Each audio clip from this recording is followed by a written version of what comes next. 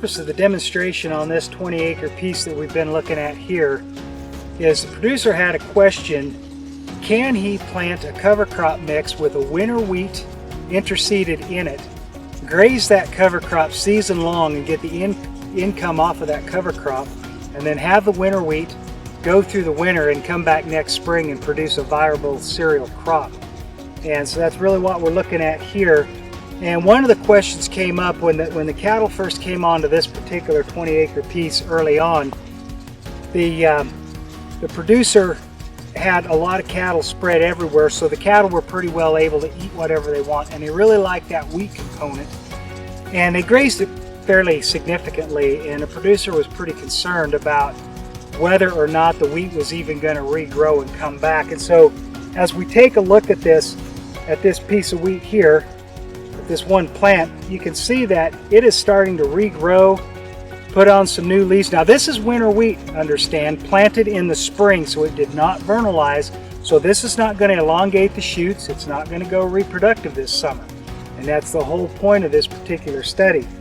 So we're getting some new regrowth. You can see on these stems here where they were grazed previously, but this winter wheat was small enough that the growth point was still down in the crown. It wasn't up high like you would see in something that had started to elongate, was going reproductive, where the cows would come in and eat the reproductive piece off. They basically just grazed this like they would any kind of a perennial grass and then moved on. And you can see that this wheat is coming back pretty well, and this is actually a nice looking field now of winter wheat with a lot of brassica still mixed through it. Now the grower will come back in and they'll graze this particular piece 2 or 3 more times yet this year, and then get the cattle off of it so that the wheat isn't overgrazed and it has plenty of energy going into the winter. And these are fairly significant winters up here in this valley. High elevation, cold, can be significant amounts of snow. And I think it shows a lot of potential to get 2 cash crops essentially off of a single planting. And the other thing is that in this particular area, this field had been barley for 3 years in a row after it had come out of alfalfa. I mean, a pretty much rotation crop limited to alfalfa, barley, and then perennial pasture up here, and trying to find something else that'll work, that'll be profitable for the grower, add the soil health component, and break up some of the same crop on crop issues is going to only benefit the growers and all the growers throughout this valley.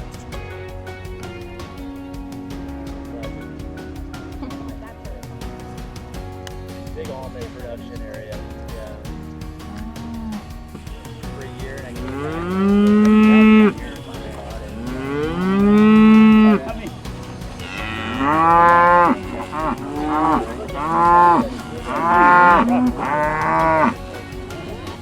But he grazed this whole 20 acres for a couple days. He's got about 100, and he had about 100, at that time I think 35 head, cow-calf pairs I should say, 135 pairs out here. He was grazing the entire thing, and then based on the suggestions of the university folks, he did split the field in half, and he put, actually that's about 1/3, 2/3, about where that wheel line is. If you walk over there, you'll see there's a line.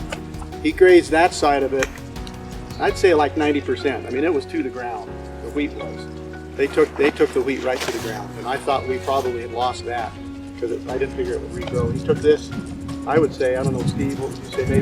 Maybe 60 to 75%. I mean, he grazed this pretty hard too, but not quite as hard as that other side. This has been 10, 12 days of regrowth from a very hard grazing. Starting heavy right now when this is growing great guns.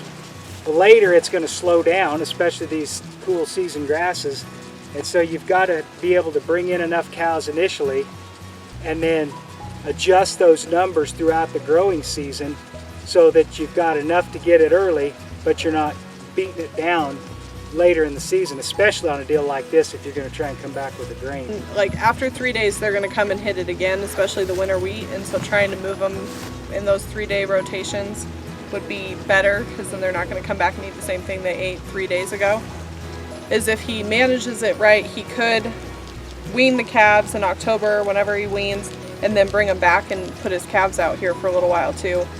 To me, it'd be really good feed to put weaned calves on, and they've already been exposed to it, so I wouldn't be so worried about bloat or any of those issues. When I've seen rashes in turnips that the cows really like, they like to eat it in the fall after they freeze a little, and then they'll pull these out and eat them. And so it'll be interesting to see what they do as the season progresses. They might actually come and cherry pick these out of the field instead of the oats. Once they start to frost a little bit, then they get sweeter. Right now they're a little spicier.